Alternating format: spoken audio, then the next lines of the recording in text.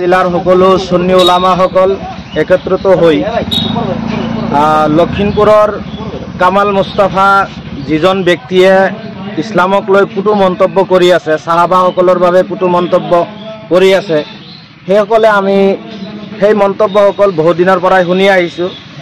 সেই সমূহ মন্তব্যৰ ওপৰত আমি বৰপেটা জিলাৰ সমূহ সুন্নী উলামাসকল একত্ৰিত হৈ আমি এটা সিদ্ধান্ত লৈছোঁ, 2 দিনৰ ভিতৰত আমাৰ বৰপেটা আৰক্ষী চকীত কামাল মুস্তাফা বিৰুদ্ধে এখন এজাহাৰ দিয়া হ'ব।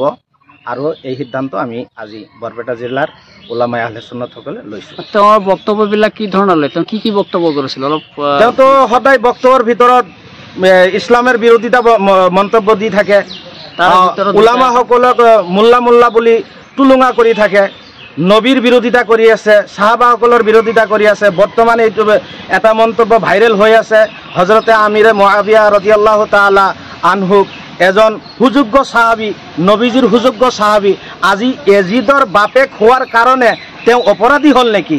এজন সুযোগ্য সাহাবীৰ তেখেতৰ ঘৰত এটা শয়তান সৃষ্টি হ'বই পাৰে, তাৰ কাৰণে তো আমিৰে মুআবিয়াৰ একো দুখ নাই, তাৰ কাৰণে তো আমিৰে মুআবিয়া শয়তান হ'ব নোৱাৰে। তেওঁ এজন সুযোগ্য সাহাবী, আজি আমি সাহাবী বুলি মানুহ, তেখেতক শ্ৰদ্ধা কৰোঁ। গতিকে আমিৰে মুআবিয়াক যে তেখেতে গালি পাৰিছে, শয়তান বুলি মন্তব্য দিছে, সেইটো আমাৰ অন্তৰত লাগিছে। সেইকাৰণে আমি সুন্নী উলামাসকল বহি এটা সিদ্ধান্ত লৈছোঁ, তেওঁৰ বিৰুদ্ধে এটা ইজহাৰ দিয়া। আৰু এটা কথা হ'ল, তেওঁ বাৰে বাৰে ছ'চিয়েল মিডিয়াত কৈ থাকে যে আমাৰ লাইভত আহিব লাগে, কেছ কৰিব নালাগে, লাইভত আহিব লাগে। আপোনালোকৰ উলামা আহলে সুন্নতৰ পৰা কোনো এজন ভাল আলিম তাত লাইভত নাযায়, ইয়াৰ কাৰণ কি?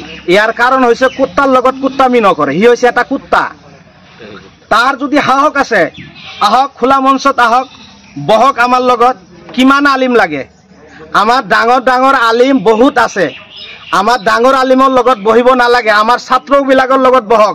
তেখেতে নোৱাৰিব, আমাৰ যিবিলাক ছাত্ৰ আছে তেখেতৰ লগত বহাৰ তাৰ যোগ্য হোৱা নাই। আজি সি ষ্টুডিঅ'ত বহি নানান ধৰণৰ মন্তব্য কৰি থাকে, নানান ধৰণৰ দম্ভালি মাৰি থাকে।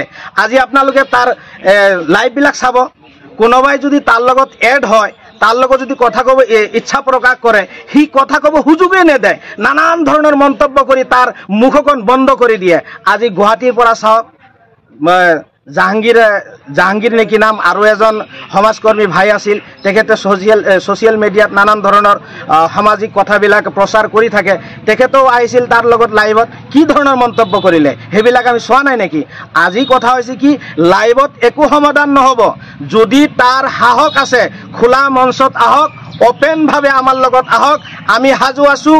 পুলিচ প্ৰশাসনৰ যিবিলাক সহায় সহযোগিতা বা আইনীভাৱে যিবিলাক অনুমতি ল'ব লাগে, সেইসমূহ অনুমতি লৈ প্ৰশাসন লগত লৈ বহক। ইনশাআল্লাহ তাআলা আমাৰ লগত বহিব নালাগে, আমাৰ ছাত্ৰবিলাকৰ লগতেই বহিলেই যথেষ্ট।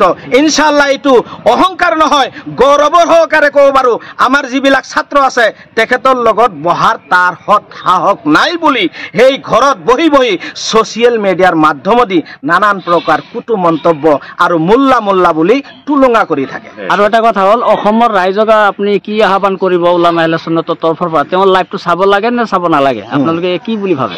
মই অসমৰ সমূহ মুছলমান ভাই ভনীসকলক এটাই অনুৰোধ জনাম, আমি উলামাই আহলে সুন্নত বৰপেটা জিলাৰ তৰফৰ পৰা আপোনালোকক মই এটা অনুৰোধ জনাওঁ, তাৰ লাইভবিলাক যদি আপোনালোকে চায়, নিশ্চয় আজিকালি চাব ছ'চিয়েল মিডিয়াত নানান প্ৰকাৰ ভিডিঅ' ভাইৰেল হৈ আছে, নানান প্ৰকাৰ ভিডিঅ' আহে, নানান প্ৰকাৰ অডিঅ' আহে, নানান প্ৰকাৰ মন্তব্য আহে।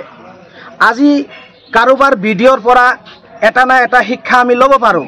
গতিকে তাৰ যিবিলাক ভিডিঅ' আছে, যিবিলাক মন্তব্য আছে, যিবিলাক ভিজুৱেল আছে, যিবিলাক ক্লিপ আছে, তাৰ পৰা আমি আজিলৈকে এটাও ভাল শিক্ষা ল'ব পৰা নাই।